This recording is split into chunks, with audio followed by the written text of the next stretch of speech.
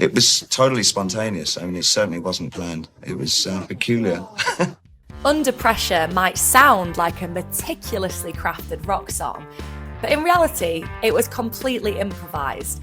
And the story of how it happened begins in a setting straight out of the James Bond film. And that's what happened with David Bowie. He was just around. We were having dinner for a couple of days, and we were recording in a studio, and he just said, "Oh, maybe I'll come in and just see what happens." So it wasn't planned. If it is planned, then it's boring, because then and we were just going in there and fooling around to see what happened. And suddenly this song started taking shape, and we said, "Oh, that's quite nice. Let's work on it a bit." And the result of that was Under Pressure. So. In 1981, as snow quietly drifted over the mountains of Montreux in Switzerland, Queen were holed up in Mountain Studios recording their 10th album, Hot Space.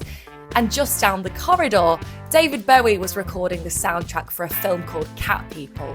When Bowie realised that Freddie Mercury and co were in such close proximity, it wasn't long before the Starman was knocking on their studio door.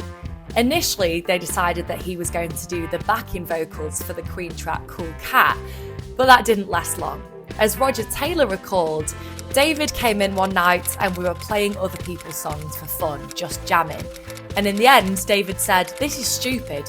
Why don't we just write one?" What transpired was the writing and recording of quite possibly one of the greatest songs of all time. Driven by Deacon's incredible bass line, Bowie and Mercury battled it out of the vocal booth, fueled by a healthy dose of booze, drugs, and ego. And part of the genius of this recording was that Bowie insisted that they both go into it blank, that they write the lyrics and improvise on the fly. And he also insisted that neither of them were allowed to listen to the other's parts. And what you end up with is that strange, almost cut and paste feel that we know and love today.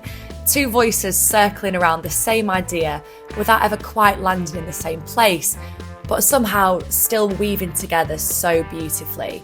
And Bowie had a really strong idea of how he wanted this song to sound.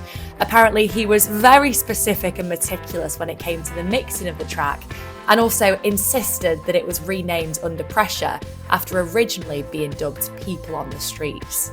Given all of the substances and chaos involved in the original recording session, and then Bowie's insistence that it was produced in exactly the right way, you'd imagine that the track was either a car crash or never saw the light of day. But it did, and what a wonder it is.